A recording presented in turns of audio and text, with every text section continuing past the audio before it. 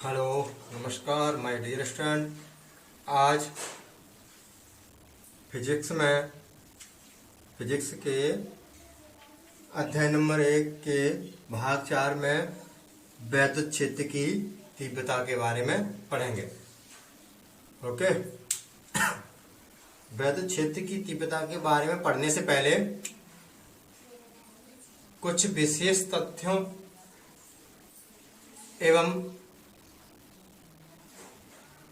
जानकारियों को हासिल कर लेते हैं। चलिए देख लेते हैं। कुछ नोट पॉइंट हैं, बढ़िया नोट पॉइंट हैं, उनके बगैर काम नहीं चलेगा। चलिए देख लेते हैं। ध्यान से सुनना पड़ेगा, ध्यान से सुनेंगे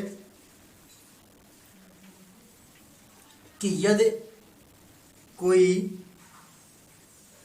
बिंदु आवेश किसी माध्यम में रखा हुआ है, यदि कोई बिंदु आवेश किसी माध्यम में रखा हुआ है तो उसके चारों तरफ उत्पन्न वैद्युत क्षेत्र दो कारकों पर डिपेंड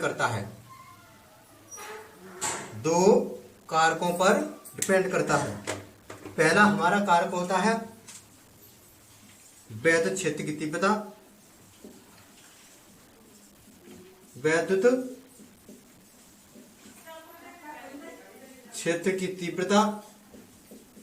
दूसरा कारक होता है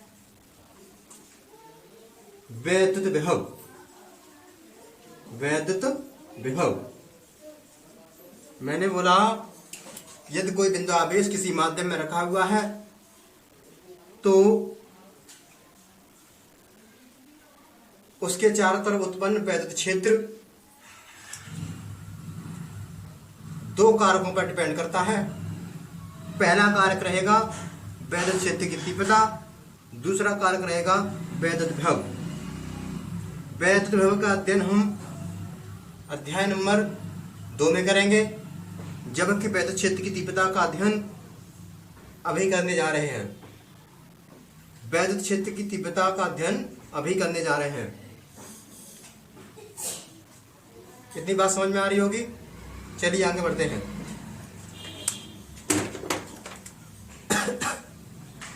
वैद्युत क्षेत्र की तीव्रता। वैद्युत क्षेत्र की तीव्रता का अध्ययन यहाँ करेंगे।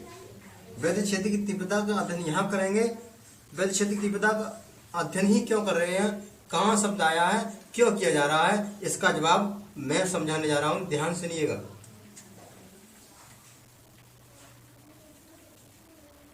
यदि कोई परीक्षण आवेश Q किसी माध्यम में रखा हुआ है, उससे कुछ दूरी पर कोई परीक्षण आवेश Q0,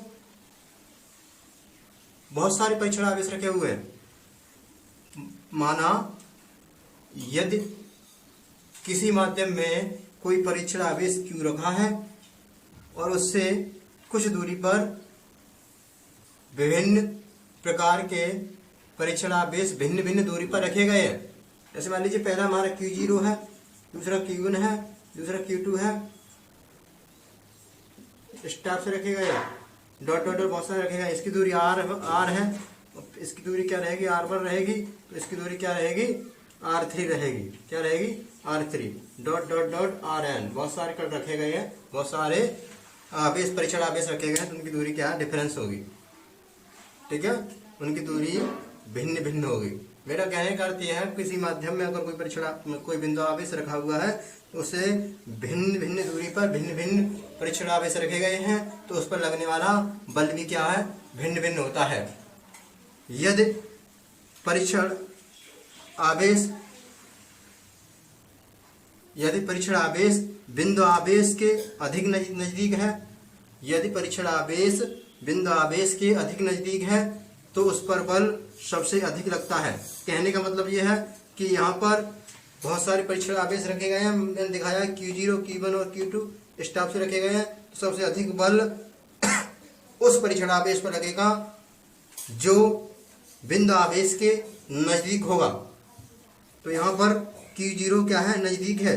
तो कहने का मतलब यह है यहाँ पर लगने वाले बल की समीक्षा करेंगे तो Q0 का मान, Q0 पर लगने वाले बल का मान अधिक होगा, सबसे ज्यादा होगा, उससे कम होगा Q1, उससे कम होगा Q2, उससे कम होगा Q3, dot dot dot dot Qn होगा।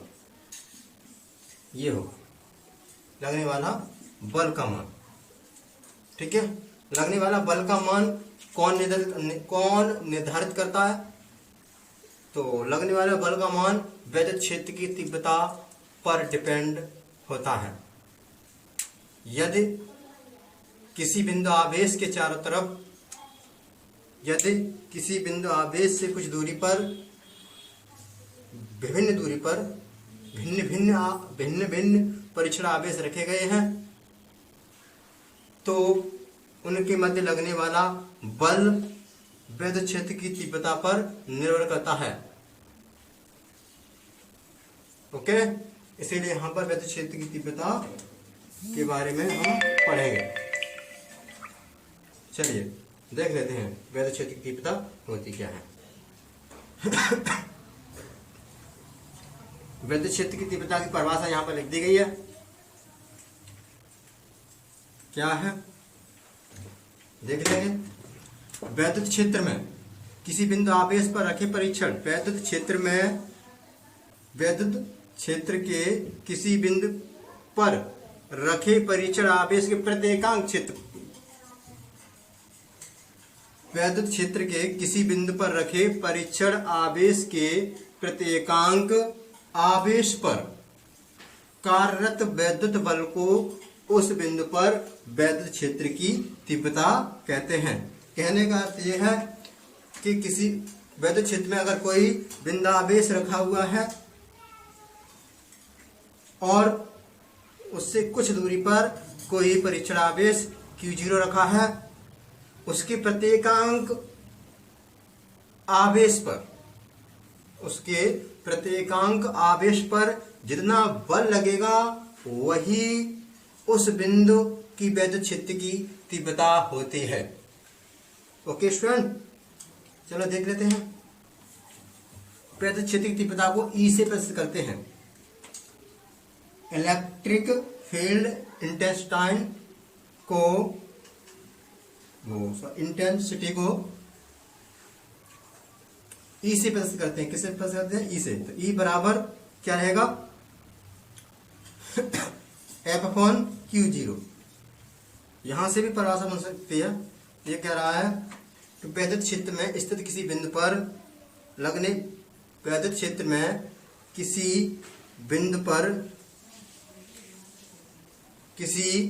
पर रखे परीक्षण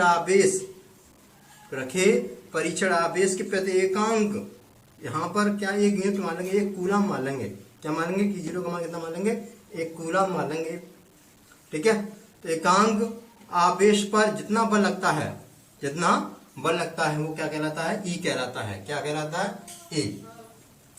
ठीक है, E कहलाता है। इतनी बात समझ में आ गई होगी। तो E बराबर क्या होगा? F का मात्रक क्या होता है? Newton coulomb. आवेश का मात्रक क्या रहेगा? कूलम। तो कहने का मतलब वैद्युत क्षेत्र की तीव्रता का मात्रक क्या होगा? न्यूटन प्रति कूलम होगा। इसकी विमा देख लेते हैं। विमा क्या होगी? E की विमा होगी न्यूटन। बल का मात्रक है तो बल की विमा होती है mL/t-2 कूलम। कूलम की विमा हो जाएगी Q बराबर सूत्र होता है हमारा IT। क्या होता है? IT। I वैद्युत धारा की विमा A होती है, T क्या समय है, इसीलिए AT। इसे हल कर लेंगे तो mL/t-3 A-1 ऊपर पहुंचाएंगे A और T को। इस टाइप से क्या है, ये निकल के आएगी विमा mL/t-3 A-1। ठीक है, चलिए यहां तक पहुंच गए होंगे। हमारा विमी सूत्र निकल के आया है mL/t-3 A-1। मात्रक निकल के आया न्यूटन प्रति कूलम निकल के आया है। ठीक है, ये कैसी राशि होती है? एक सदिश राशि होती है। कैसी राशि होती है? सदिश। तो सदिश के रूप में लिखेंगे तो E वेक्टर बराबर क्या रहेगा, बल भी क्या होती है, सदस्य राशि होती है बट्टे Q0। ये क्या है, वेक्टर रूप रहेगा इसका।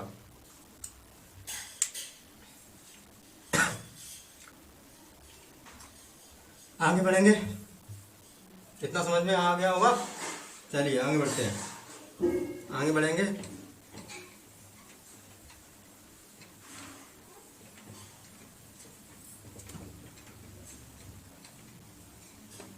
नोट बॉन्ड में लिख लेंगे, कुछ बात विशेष बात है। क्या है, वैद्युत क्षेत्र में, वैद्युत क्षेत्र में स्थित धन परीक्षण आवेश पर, धन परीक्षण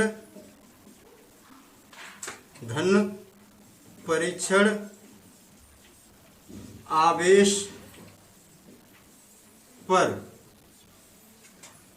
लगने वाला बल वैद्युत क्षेत्र की ही दिशा में लगता है। लगने वाला बल वैद्युत क्षेत्र की दिशा में लगता है। ये सवालों में बहुत काम देगा। सवाल जब होंगे तो दिशा निकालने के लिए बहुत महत्वपूर्ण तथ्य है ये। लगने वाला बल वैद्युत क्षेत्र की दिशा में लगता है, जबकि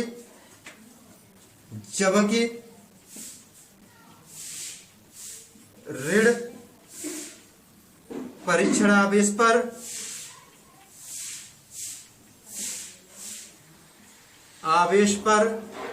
लगने वाला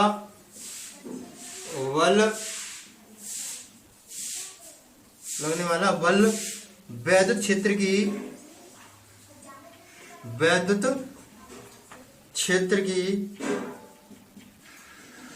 विपरीत दिशा में लगता है, विपरीत दिशा में लगता है। मैंने बोला कि कोई धन परीक्षण आवेश है तो उस पर लगने वाला बल वैद्युत क्षेत्र की ही दिशा में कार्य करेगा, जबकि ऋण परीक्षण आवेश पर लगने वाला बल वैद्युत क्षेत्र की विपरीत दिशा में कार्य करता है। ओके, चलिए देखेंगे इंजीनियरिंग। वैद्युत आवेश के कारण उत्पन्न वैद्युत क्षेत्र की तीव्रता, बिंदु आवेश के कारण उत्पन्न वैद्युत क्षेत्र की तीव्रता कितनी होती है, देखेंगे। बिंदु आवेश के कारण उत्पन्न वैद्युत क्षेत्र की तीव्रता, बिंदु आवेश के कारण उत्पन्न वैद्युत क्षेत्र की तीव्रता है डालेंगे। बिंदु आवेश के कारण वैद्युत क्षेत्र की तीव्रता, वैद्युत क्षेत्र की तीव्रता, ठीक है। बिंदु आवेश के कारण उत्पन्न वैद्युत क्षेत्र की तीव्रता कितनी होती है, बिंदु आवेश के कारण उत्पन्न लिख लीजिए यहाँ पर, उत्पन्न वैद्युत क्षेत्र की तीव्रता कितनी होती है, तो देखेंगे। माना कोई क्या है, परीक्षण आवेश रखा हुआ है, यहाँ पर परीक्षण आवेश रखा है, सॉरी बिंदु आवेश रखा हुआ है, और उस बिंदु आवेश को मान लेते हैं, क्यू मान लेता हूं, ठीक है। और इससे आर दूरी पे क्या रखा हुआ है, कोई परीक्षण आवेश रख दिया है मैंने। माना किसी माध्यम में कोई बिंदु आवेश क्यू रखा है तथा उससे आर दूरी पर कोई परीक्षण आवेश Q0 रख दिया है, ठीक है। तो कूलाम के नियम के अनुसार क्या है, इस पर एक बल लगेगा, ठीक है। इस पर एक क्या लगेगा, बल लगेगा, ठीक है। तो उस बल का मान कितना होगा, ठीक है। उस बल का मान कितना होगा, पहले भाषा लिख लेंगे, लिख लीजिएगा। माना किसी माध्यम में कोई परीक्षण आवेश, सॉरी बिंदु आवेश Q रखा हुआ है। माना किसी माध्यम में कोई बिंदु आवेश Q रखा है, उससे R दूरी पर कोई परीक्षण आवेश Q0 रखा गया है, तब कूलाम के नियम के अनुसार उनके मध्य लगने वाला बल कितना होगा, F बराबर 1/4πε0 Q0 बट्टे R स्क्वायर, इतना होगा। ठीक है, Q0 को धन ले आता हूं मैं, पक्षांतर कर देता हूं Q0 का। F अपॉन क्या होगा, Q0 बराबर क्या हो जाएगा 1/4πε0 Q बट्टे R स्क्वायर। लेकिन अभी हमने सूत्र पढ़ा था, पहले क्षेत्र की तीव्रता में सूत्र पढ़ा था ये, लेकिन वट क्या होता है, E बराबर पहले क्षेत्र तीव्रता बराबर क्या होता है, बल बट्टे आवेश, क्या होता है, बल बट्टे आवेश F अपॉन Q0। इसकी जगह ले सकते हैं क्या होगा, E ले सकते हैं इसकी जगह, पहले क्षेत्र तीव्रता होती है ये F अपॉन Q0 बराबर क्या हो जाएगा 1/4πε0 Q बट्टे R स्क्वायर। ये वैद्युत क्षेत्र की तीव्रता एकल बिंदु आवेश के कारण उत्पन्न वैद्युत क्षेत्र की तीव्रता के लिए ये सूत्र है। फॉर्मेशन हो गया, एकल बिंदु आवेश के कारण उत्पन्न वैद्युत क्षेत्र की तीव्रता का मान कितना होता है 1/E बराबर 1/4πε0 Q बट्टे R स्क्वायर। इसका अगर सदिश रूप लिखेंगे तो क्या होगा, सदिश रूप क्या होगा, सदिश रूप देखेंगे क्या होगा, E सदिश रूप देख लेंगे, E वेक्टर बराबर 1/4πε0। ठीक है, E वेक्टर बराबर 1/4πε0 Q बट्टे R square dot R cap, ये होगा सदिश रूप। ओके स्टूडेंट,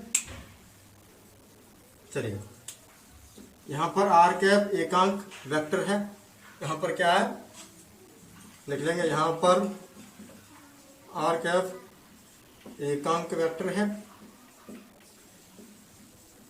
जिसका मान कितना होता है 1 होता है। एकांक वेक्टर का मान परिणाम कितना होता है 1 होता है। ठीक है, आज के लिए यहीं तक, अगली वीडियो में देखेंगे वैद्युत